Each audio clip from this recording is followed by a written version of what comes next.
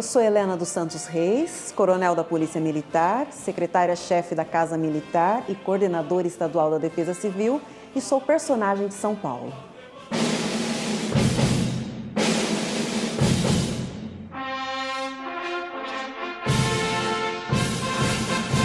Eu nasci na cidade de São José do Rio Preto, interior do estado de São Paulo. Eu sou a mais jovem de uma família com 6 irmãos. Foi uma infância muito tranquila, nós morávamos num sítio e foi ali que eu cresci até ingressar na Polícia Militar aos 18 anos. Então foi uma infância muito gostosa, com muitas brincadeiras entre os irmãos, bastante simples, mas bastante feliz.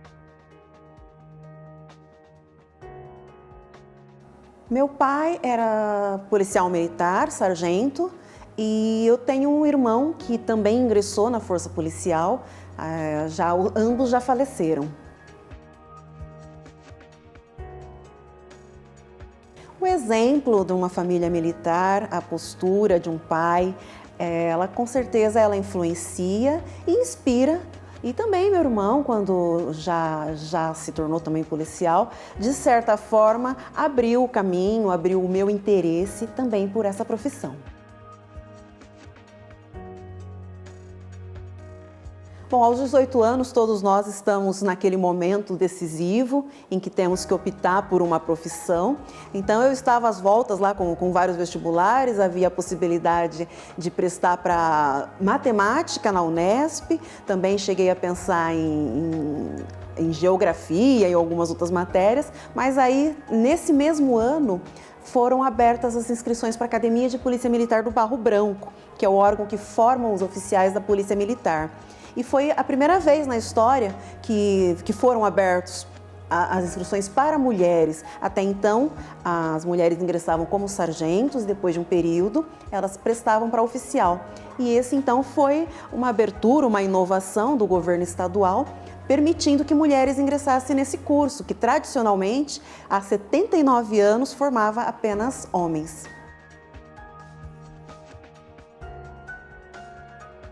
A ideia desse curso, do curso de formação de oficiais, desde o princípio, foi que as mulheres então ingressantes cumprissem o mesmo requisito e o mesmo currículo dos homens.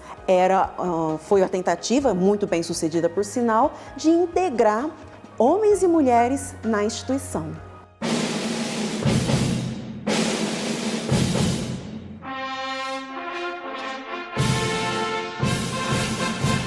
Assim, nós tínhamos, assim, ninguém nos disse isso explicitamente, mas nós, enquanto primeira turma, enquanto pioneiras, nós tínhamos o dever de provar que aquilo daria certo. Então, a cobrança era muito grande e todas nós internalizamos toda essa expectativa de sermos bem-sucedidas. Então, desde o princípio, nós incorporamos esse espírito nós chamamos de oficial combatente, justamente para abrir portas para que outras viessem depois de nós.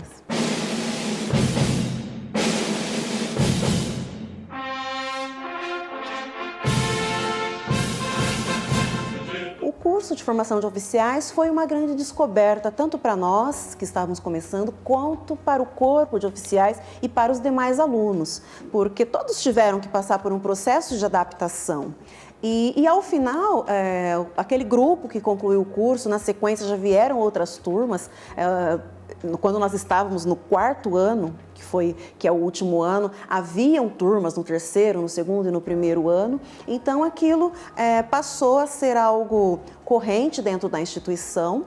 E a partir daí abriram-se também portas para que a mulher ela ingressasse em outros tipos, outras modalidades de policiamento que até então não exerciam. A presença da mulher, se a gente pegar o primórdio, o princípio do policiamento feminino, foi justamente a intenção na época foi justamente de aproveitar esse potencial da mulher, essa sensibilidade maior, para exercer uma atividade que na época era bem necessária, que era o contato com aquelas pessoas que migravam para o estado de São Paulo e que chegavam nos terminais rodoviários e chegavam na cidade às vezes sem nenhuma infraestrutura.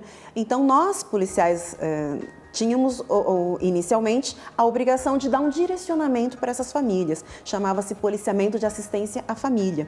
Então, dentro dessa ideia de que a mulher tem esse papel de humanização, e isso depois foi se expandindo para outras áreas. A mulher, ela começou em outras atividades operacionais, como o policiamento de trânsito, foi muito bem recebida também. Muitos diziam que a mulher, ela tinha uma abordagem diferenciada, mais educada, e a atividade de trânsito, ela é um pouco mal vista às vezes, porque ela traz uma imposição, uma punição. E alguns diziam que quando a abordagem era feita por mulheres, era mais fácil de aceitar, né, essa cobrança do Estado, essa aplicação da lei. Nós brasileiros, uma questão até cultural, nós temos alguma dificuldade, às vezes, de aceitar algumas determinações legais. Acho que nós somos o único país do mundo em que lei não pega. Né? Por exemplo, tem uma lei que acaba caindo no esquecimento, em desuso, mas ela ainda existe. Se a gente for buscar o arcabouço jurídico, ela ainda existe. Então, sim, há uma resistência, e isso a gente vê hoje, na atualidade, na situação política, na situação econômica que a gente vive, justamente essa tendência de se desrespeitar desde as pequenas coisas, e às vezes isso vira um hábito e acaba também acontecendo com outras leis, com leis maiores, e que acaba prejudicando a todos nós. Eu vejo a necessidade de se pensar no próximo, de se pensar coletivamente. Eu acho que nós temos também essa dificuldade. Quando nós paramos, por exemplo, o nosso veículo num local proibido, nós temos que ter a noção de que aquilo está prejudicando centenas de outras pessoas. Então, essa consciência coletiva, ela tem que ser melhor trabalhada no nosso povo, desde a mais tenra idade. Essa ideia de que nós não somos uma ilha, nós temos que aprender a conviver, a respeitar o espaço público, o espaço do outro. É aquela máxima, o meu direito vai até onde inicia o direito do outro. Eu vejo a necessidade de se pensar no próximo, de se pensar coletivamente. Eu acho que nós temos também essa dificuldade. Quando nós paramos, por exemplo, o nosso veículo num local proibido, nós temos que ter a noção de que aquilo está prejudicando centenas de outras pessoas. Então, essa consciência coletiva, ela tem que ser melhor trabalhada no nosso povo, desde a mais tenra idade. Essa ideia de que nós não somos uma ilha, nós temos que aprender a conviver, a respeitar o espaço público, o espaço do outro. É aquela máxima, o meu direito vai até onde inicia o direito do outro. São princípios que são reforçados, eu diria, no curso de formação de oficiais. Na verdade, eu creio que todos nós, quando ingressamos em uma profissão, já com os nossos 18 anos, vindo de uma família, com uma cultura, com cada família com seus valores, então nós já temos vários valores enraizados dentro de nós. Isso é uma questão de criação, de formação básica, e as escolas militares, elas reforçam muito esses valores, essa questão do pensamento coletivo, do pensar no próximo, que essa é a tônica do serviço policial militar, ajudar o outro. E isso como eu disse, é reforçado, é intensificado e ainda nos acrescenta os valores da própria instituição, que são calcados nos direitos humanos, na dignidade da pessoa humana, na qualidade, e esses são os nossos pilares.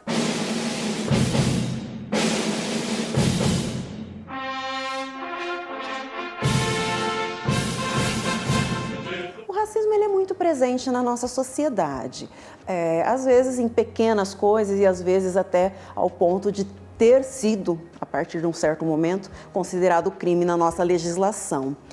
Eu não tive assim, nenhum episódio marcante de discriminação racial, mas a gente percebe nas relações sociais e nas relações de poder, principalmente, que o preconceito está presente.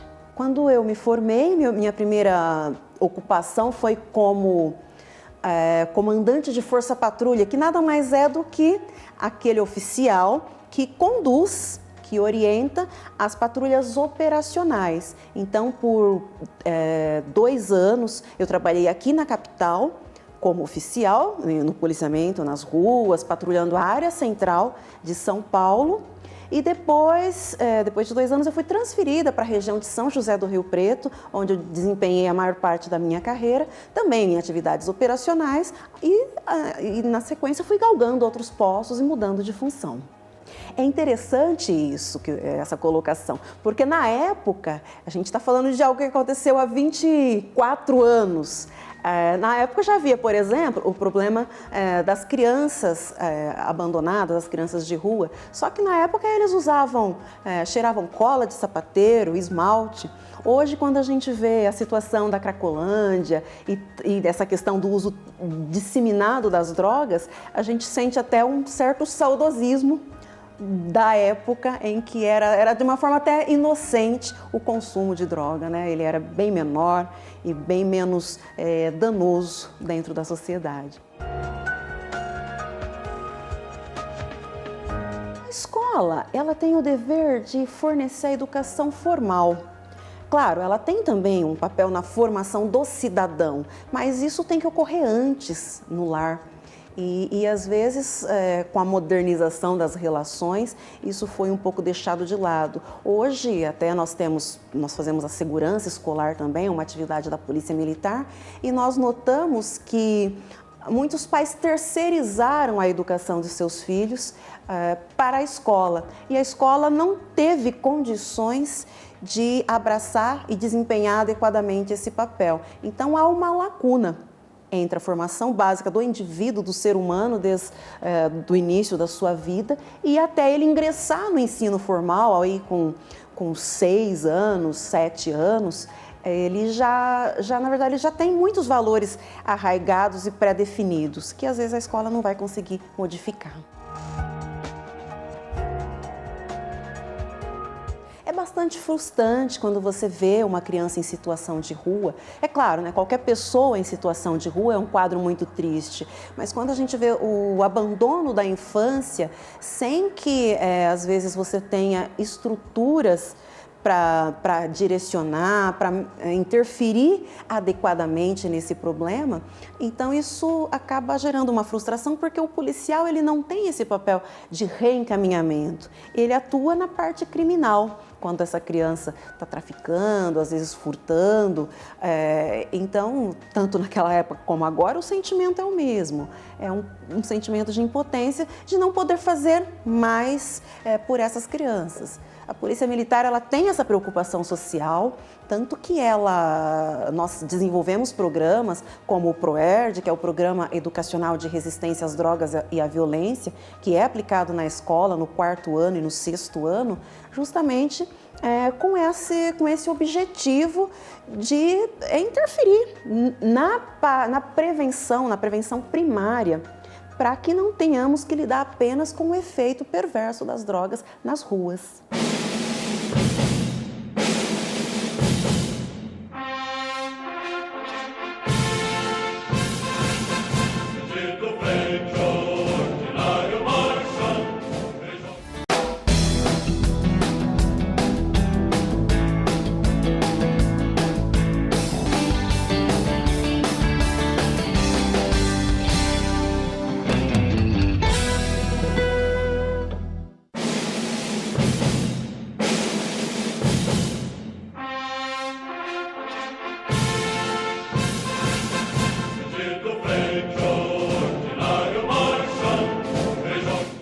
A escola de sargentos foi um período assim que eu tive, foi uma experiência muito boa, tenho com muito carinho essa experiência, porque foi o meu primeiro comandamento como coronel, e pela minha história de vida, eu sou filha de um sargento, meu irmão também era sargento, e então tem um vínculo muito forte. Aliás, o sargento dentro da Polícia Militar, ele tem um papel muito importante, nós dizemos que ele faz o elo, a ligação entre o oficial e as demais praças, né, o cabo e o soldado. Então, ele tem um papel bastante relevante.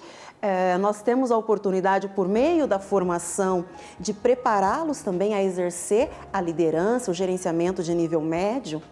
Então, foi uma experiência bem gratificante. Meu conhecimento operacional anterior foi muito útil nisso. Então foi assim uma espécie de laboratório também para mim, de pôr em prática todo aquele conhecimento operacional agora a serviço do ensino. A Polícia Militar, ela acompanha o desenvolvimento da sociedade.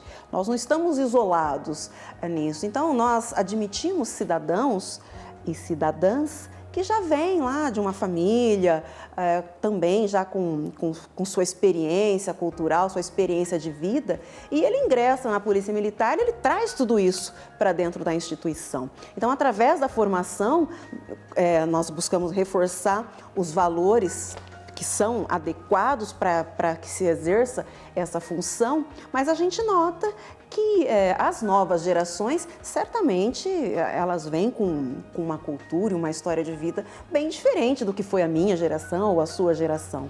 Então, isso a gente vai sentindo e vamos também nos adaptando à formação, à adequação desse ser humano para aquilo que a sociedade precisa.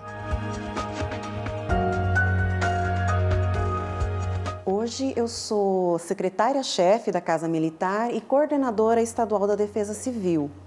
Essa função engloba tanto a parte de segurança de autoridades do Poder Executivo e visitantes que vêm até aqui o Palácio dos Bandeirantes e a Defesa Civil Estadual. Estamos inseridos dentro de um Sistema Nacional de Defesa Civil. Temos uma Secretaria Nacional, nós que somos a Coordenadoria Estadual, e aí nós temos as Coordenadorias Municipais de Proteção e Defesa Civil. A Casa Militar, ela exerce duas funções principais. A primeira delas é a segurança das autoridades do Poder Executivo, que engloba tanto a segurança física das instalações, como também do próprio governador, quando ele está aqui no Palácio, e também externamente em todos os seus compromissos. A segunda missão é a Defesa Civil. A Coordenadoria Estadual da Defesa Civil, ela está inserida dentro de um sistema nacional de proteção e defesa civil. Então, nós temos uma Secretaria Nacional, a Coordenadoria Estadual e as Coordenadorias Municipais. Nós fazemos, então, toda a atividade de fomento, de capacitação, de ajuda aos municípios no tocante às atividades de defesa civil.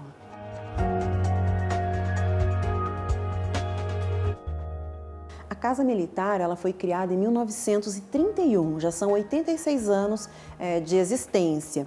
Agora, a Defesa Civil, ela é de 1976, então ela foi criada em outro contexto, né, quando nós tivemos grandes acidentes decorrentes de intempéries, como o caso de Caraguatatuba, há 50 anos, e também tivemos grandes incêndios, como famosos incêndios do edifício Joelma, edifício Andraus. Então, essa foi quando o Estado sentiu a necessidade de se estruturar uma defesa civil. Nós tivemos apenas duas mulheres durante esse período, Coronel Fátima e hoje, né, essa que vos fala.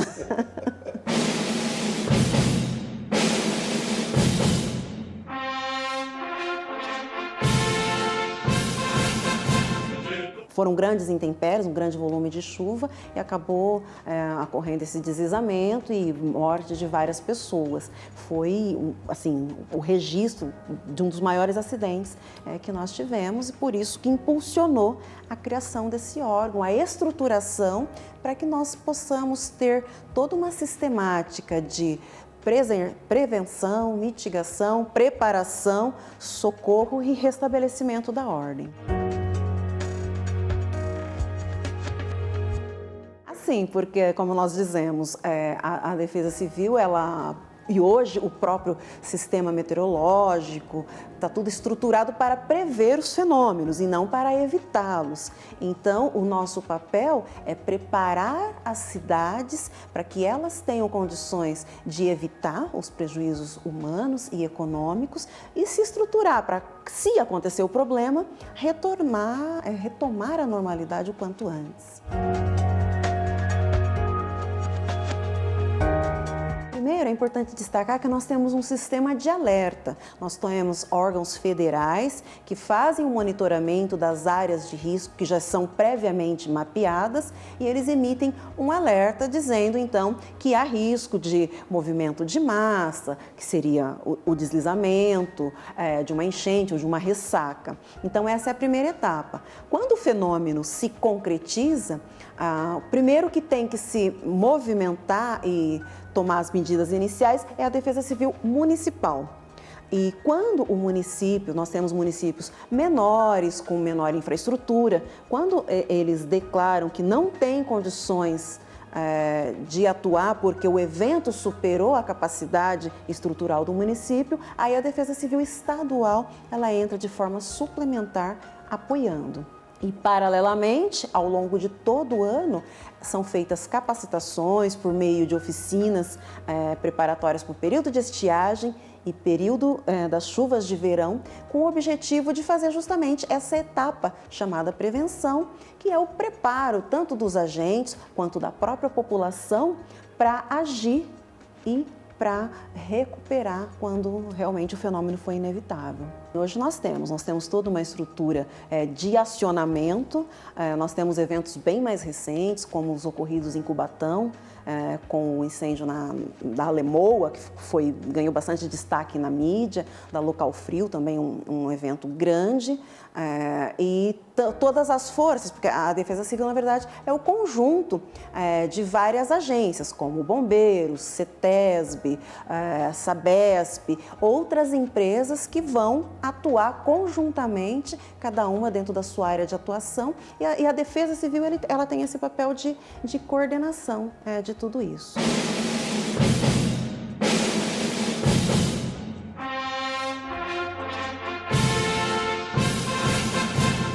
Eu me formei pela Academia Militar do Barro Branco, que é reconhecido pelo MEC como um curso superior, e na sequência eu fiz turismo, administração de negócios turísticos e também direito. Então eu tenho 3 faculdades e uma pós-graduação em gestão da educação. Há várias maneiras de se analisar essa pesquisa. A primeira delas é dizer que, infelizmente, nós temos uma divulgação da Polícia Militar somente por aquelas ações que dão errado, né? Então, normalmente, a ação que ganha a grande mídia são aquelas ações em que houve algum excesso ou alguma ocorrência que houve uma não conformidade. Então, isso é mostrado e é feita uma generalização que acaba por contaminar toda a impressão que a população tem da Polícia Militar. Uma outra forma de encarar isso é que a Polícia Militar é uma das instituições mais visíveis do Estado.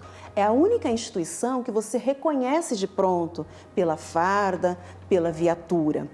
Ao contrário de outras profissões, que se você encontrar um funcionário da Secretaria do Meio Ambiente na rua, você não tem como saber quem é aquela pessoa.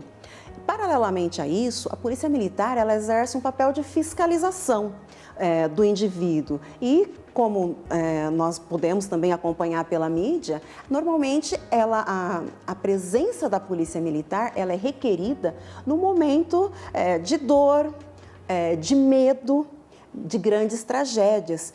Então, são vários os fatores que contaminam, que formam a percepção que as pessoas têm da instituição. Vale lembrar que a Polícia Militar de São Paulo, ela conta com 94 mil homens espalhados em todos os 645 municípios do estado de São Paulo. As nossas ações, elas são medidas em milhões. São muitas as ações diárias, interferências diárias, que nós nos relacionamos com o cidadão. E o percentual delas em que há não conformidade é menos de 1%. Então, muitas vezes, o nosso trabalho, a nossa competência e a nossa imagem, ela é medida pelo menos de 1% de erros que nós cometemos na nossa atividade diária.